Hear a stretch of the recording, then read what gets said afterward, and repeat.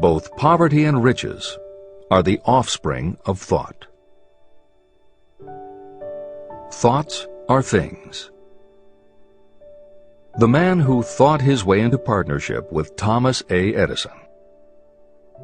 Truly, thoughts are things, and powerful things, when they are mixed with definiteness of purpose, persistence, and a burning desire for their translation into riches or other material objects.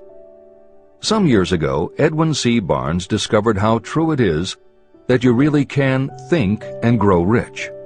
His discovery did not come about at one sitting. It came little by little, beginning with a burning desire to become a business associate of the great Thomas Edison. One of the chief characteristics of Barnes' desire was that it was definite. He wanted to work with Edison, not for him. Pay close attention to the story of how he turned his desire into reality, and you'll have a better understanding of the principles that lead to riches. When this desire, or this thought, first flashed into his mind, he was in no position to act upon it. Two problems stood in his way. He did not know Mr. Edison, and he did not have enough money to buy a train ticket to West Orange, New Jersey, where the famed Edison Laboratory was located. These problems would have discouraged the majority of people from making any attempt to carry out the desire. But his was no ordinary desire. The Inventor and the Tramp. Edwin C. Barnes presented himself at Mr. Edison's laboratory and announced that he had come to go into business with the inventor. Years later, in speaking about that first meeting, Mr. Edison said about Barnes, "He stood there before me looking like an ordinary tramp, but there was something in the expression of his face which conveyed the impression that he was determined to get what he had come after. I had learned from years of experience with men that when a man really desires a thing so deeply that he is willing to stake his entire future on a single turn of the wheel in order to get it, he is sure to win. I gave him the opportunity he asked for, because I saw he had made up his mind to stand by until he succeeded. Subsequent events proved that no mistake was made." It could not have been the young man's appearance that got him his start in the Edison office. That was definitely against him. It was what he thought that counted. Barnes did not get his partnership with Edison on his first interview. What he did get was a chance to work in the Edison offices at a very nominal wage. Months went by. Nothing happened to bring nearer the goal that Barnes had set as his definite major purpose. But something important was happening in Barnes' mind. He was constantly intensifying his desire to become the business associate of Edison.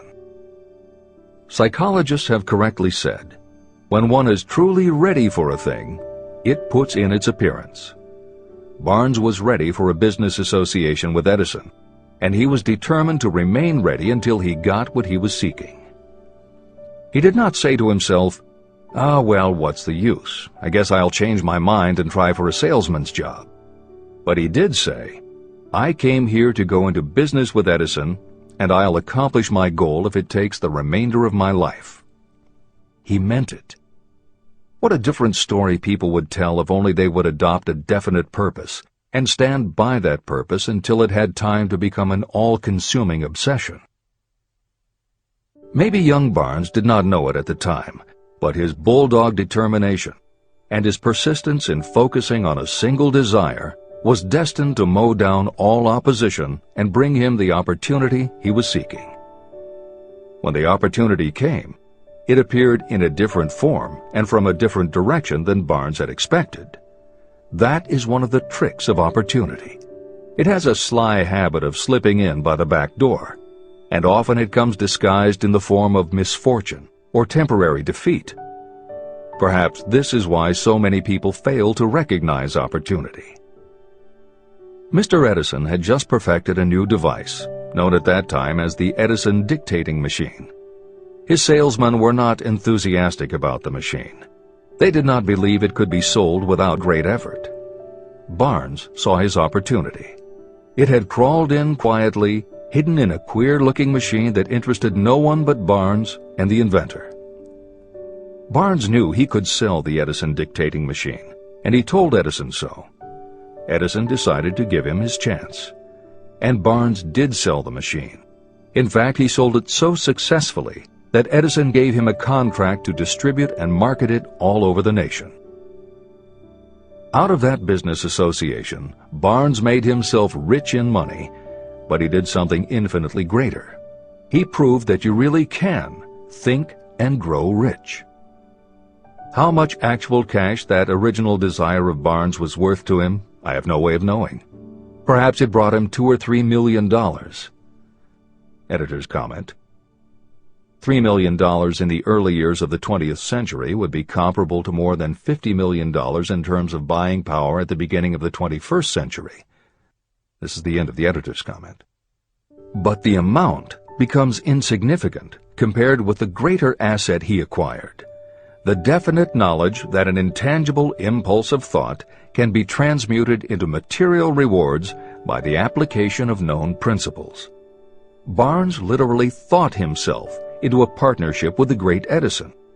He thought himself into a fortune.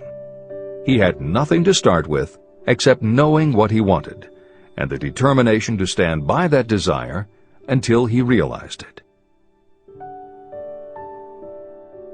3 feet from gold. One of the most common causes of failure is the habit of quitting when you're overtaken by temporary defeat. Every person is guilty of this mistake at one time or another. During the gold rush days, an uncle of my friend R.U. Darby was caught by gold fever, and he went west to Colorado to dig and grow rich. He had never heard that more gold has been mined from the thoughts of men than has ever been taken from the earth. He staked a claim and went to work with pick and shovel. After weeks of labor, he was rewarded by the discovery of the shining ore. He needed machinery to bring the ore to the surface. Quietly, he covered up the mine and returned to his home in Williamsburg, Maryland. He told his relatives and a few neighbors about the strike. They got together the money for the machinery and had it shipped. R.U. Darby decided to join his uncle, and they went back to work the mine. The first car of ore was mined and shipped to a smelter. The returns proved they had one of the richest mines in Colorado. A few more cars of that ore would clear their debts. Then would come the big killing in profits. Down went the drills. Up went the hopes of Darby and Uncle. Then something happened. The vein of gold ore disappeared. They had come to the end of the rainbow, and the pot of gold was no longer there. They drilled on, desperately trying to pick up the vein again, all to no avail. Finally, they decided to quit. They sold the machinery to a junkman for a few $100s and took the train back home. The junkman called in a mining engineer to look at the mine and do a little calculating. The engineer advised that the project had failed because the owners were not familiar with fault lines. His calculations showed that the vein would be found just 3 feet from where the Darbys had stopped drilling. And that is exactly where it was found. The junkman took millions of dollars in ore from the mine because he knew enough to seek expert counsel before giving up. Long afterward, Mr. Darby recouped his loss many times over when he made the discovery that desire can be transmuted into gold. The discovery came after he went into the business of selling life insurance. Never forgetting that he lost a huge fortune because he stopped 3 feet from gold, Darby profited by the experience in his newly chosen field. He simply said to himself, "I stopped 3 feet from gold, but I will never stop because men say no when I ask them to buy insurance." Darby became one of a small group of men who sell over $1 million in life insurance annually. He owed his stickability to the lesson he learned from his quitability in the gold mining business. Before success comes in anyone's life, that person is sure to meet with much temporary defeat, and perhaps some failure. When defeat overtakes a person, the easiest and most logical thing to do is to quit. That is exactly what the majority of people do. More than 500 of the most successful people this country has ever known told me their greatest success came just one step beyond the point at which defeat had overtaken them. Failure is a trickster with a keen sense of irony and cunning. It takes great delight in tripping you just when success is almost within reach. Editor's comments. Napoleon Hill's creed, "Every failure brings with it the seed of an equivalent success," was the inspiration for entrepreneur and motivational speaker Wayne Allen Root to write his book, The Joy of Failure. Published in the late 1990s, it not only tells Wayne's personal story of using his failures as stepping stones to success, he also recounts stories from other successful people, which prove that the rich and famous got to be that way only because of what they learned from their failures. People such as Jack Welch, the hugely successful CEO of General Electric, who early in his career failed dramatically when a plastics plant for which he was responsible blew up. Billionaire Charles Schwab was a failure at school and university, flunking basic English twice due to a learning disability, and then failed on Wall Street more than once before he thought of the idea that grew to make him very rich indeed.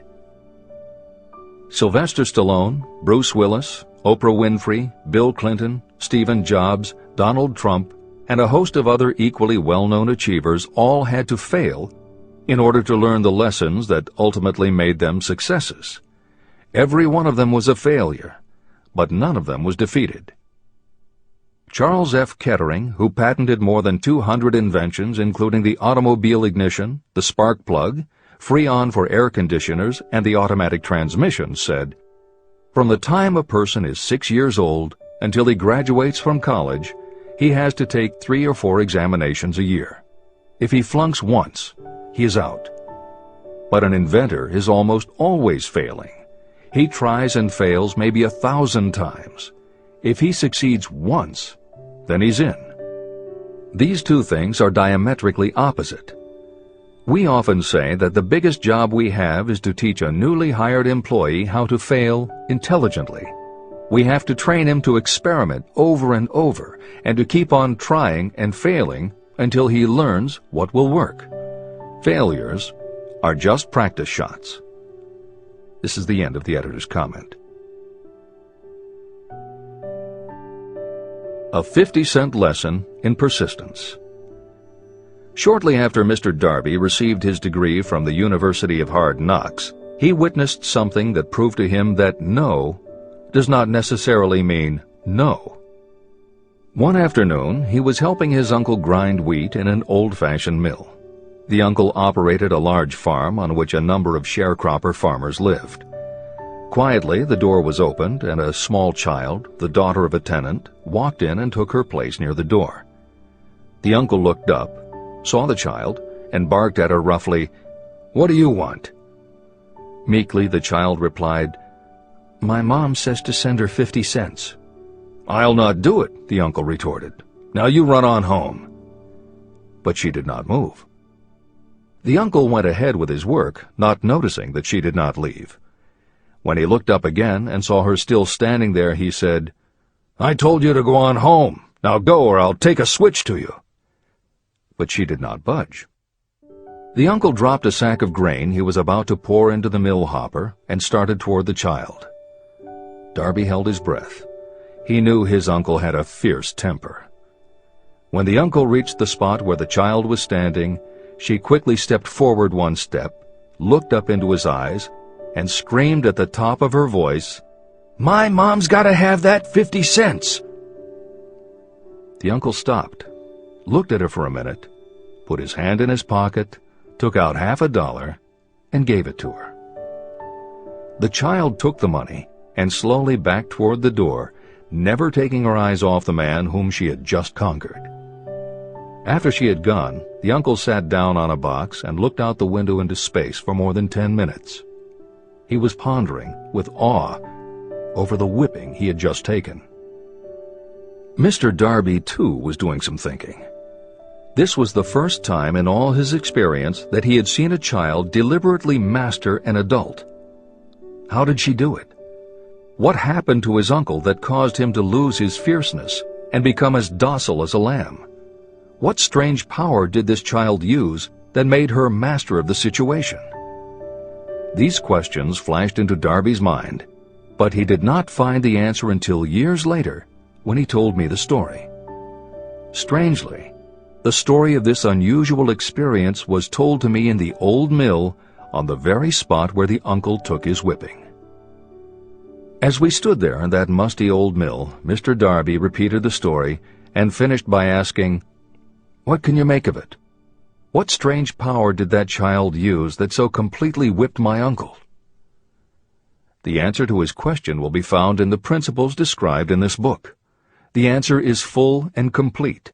It contains enough details and instructions for you to understand and apply the same force that the little child accidentally stumbled upon. Keep your mind alert, and you will learn exactly what strange power came to the rescue of the child. You may catch a glimpse of the power in this chapter, or it may flash into your mind in some later chapter. If you stay alert to the possibility, somewhere you will find the idea that will quicken your receptive powers and place at your command this same irresistible power. It may come in the form of a single idea, or it may come as a complete plan or a purpose. It may even cause you to go back over your past experiences of failure or defeat, and in doing so, it may bring to the surface some lesson by which you can regain all that you lost through defeat. After I had explained to Mr. Darby the power unwittingly used by the little child, he mentally retraced his 30 years as a life insurance salesman. As he did so, it became clear to him that his success was due, in no small degree, to the lesson he had learned from the child. Mr. Darby pointed out, "Every time a prospect tried to bow me out without buying, I saw that child standing there in the old mill, her big eyes glaring in defiance, and I said to myself, I've got to make this sale. The better portion of all sales I have made were made after people had said no." He also recalled his mistake in having stopped only 3 feet from gold. "But," he said, "that experience was a blessing in disguise. It taught me to keep on keeping on, no matter how hard the going may be. A lesson I needed to learn before I could succeed in anything." Mr. Darby's experiences were commonplace and simple enough, yet they held the answer to his destiny in life. In fact, to him the experiences were as important as life itself, and he was able to profit from these 2 important experiences because he analyzed them and found the lesson they taught. But what if you don't see the events of your life as being experiences of such profound significance? And what about the young person who doesn't yet have even minor failures to analyze? Where and how will they learn the art of converting defeats into the stepping stones to opportunity? That is exactly why this book was written, to answer those questions. To convey my answer, I have constructed 13 principles. These principles work individually or together as catalysts. The specific answer that you are looking for may already be in your own mind.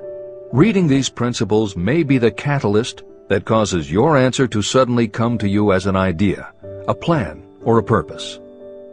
One sound idea is all you need to achieve success. These 13 principles contain the best and most practical ways and means of creating ideas. Success consciousness. Before I go any further in the description of these principles, you should know this. When riches begin to come, they come so quickly and in such great abundance that you will wonder where they've been hiding during all those lean years. This is an astounding statement, especially when you take into consideration the popular belief that riches come only to those who work hard and long. When you begin to think and grow rich, you will observe that riches begin with a state of mind, with definiteness of purpose, with little or no hard work. What you need to know now is how to acquire the state of mind that will attract riches. I spent 25 years researching the answer to that question because I, too, wanted to know how wealthy men become that way. What you will learn is that as soon as you master the principles of this philosophy and begin to apply those principles, your financial status will begin to improve. Everything you touch will begin to transmute itself into an asset for your benefit. Impossible? Not at all. One of the main weaknesses the average person suffers is too much familiarity with the word impossible. We know all the rules that will not work. We know all the things that cannot be done. This book was written for those who seek the rules that have made others successful and are willing to stake everything on those rules. Success comes to those who become success conscious. Failure comes to those who allow themselves to become failure conscious. The object of this book is to help you learn the art of changing your mind from failure consciousness to success consciousness. Another weakness is the habit of measuring everything and everyone by your own impressions and beliefs. Some of you reading this will have trouble believing that you can think and grow rich because your thought habits have been steeped in poverty, misery, failure, and defeat. This kind of thinking reminds me of the story about the man who came from China to study at the University of Chicago. One day, President Harper met this young man on campus and stopped to chat with him for a few minutes. He asked what had impressed him as being the most noticeable characteristic of the American people. "Why," the student exclaimed, "the unusual shape of your eyes." It's all a matter of perspective and habit. The same is true of your belief in what a person can achieve. If you have formed the habit of seeing life only from your own perspective, you may make the mistake of believing that your limitations are in fact the proper measure of limitations. The impossible Ford V8 motor. When Henry Ford decided to produce his famous V8 motor, he chose to build an engine with the entire 8 cylinders cast in one block. Ford instructed his engineers to produce a design for the engine. The design was drawn up on paper, but the engineers agreed to a man that it was simply impossible to cast an 8-cylinder engine block in one piece. Ford said, "Produce it anyway." But they replied, "It's impossible."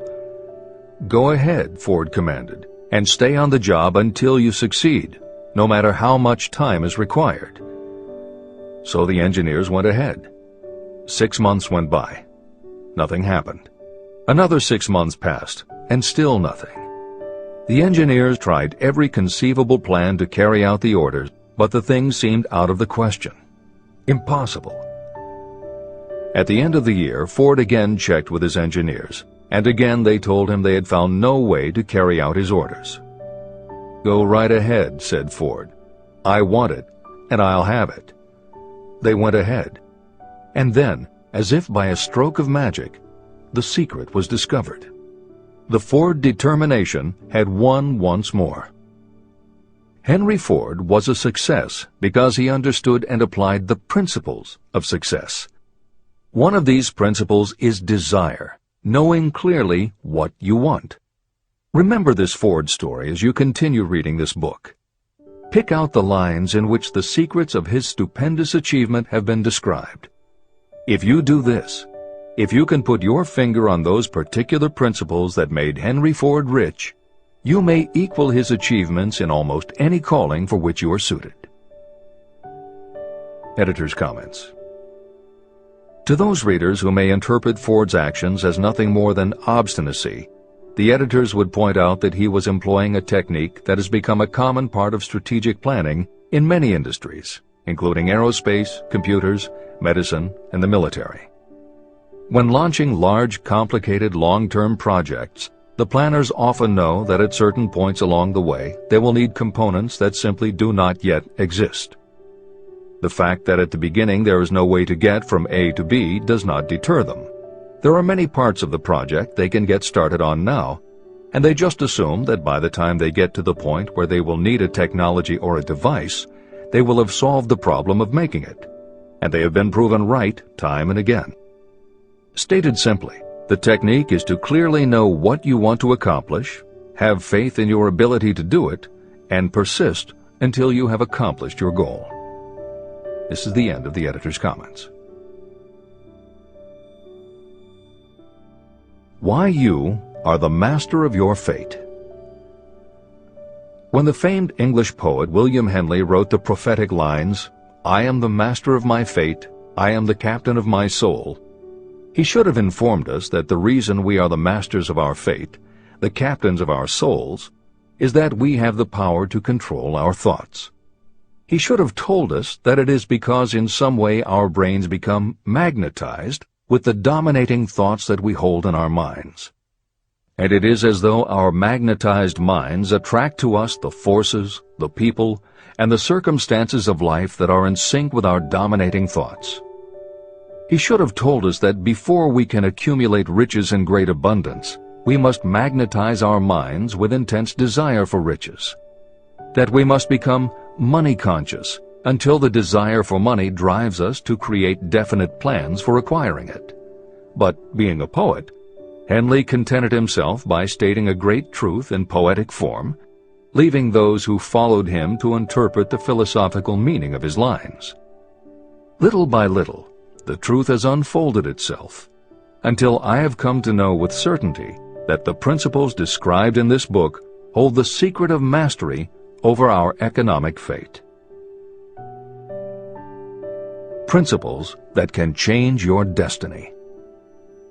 We are now ready to examine the first of these principles, and as we do, I ask you to maintain a spirit of open-mindedness. Remember as you read that these principles are not my invention, nor are they the invention of any one person. These principles have worked for literally millions of people. You, too, can put them to work for you and your own enduring benefit. You will find it easy, not hard to do. Some years ago, I delivered the commencement address at Salem College in Salem, West Virginia. I emphasized with so much intensity the need to have a burning desire that one of the members of the graduating class became completely convinced and made it a cornerstone of his own philosophy. That young man became a congressman and an important factor in President Franklin D. Roosevelt's administration.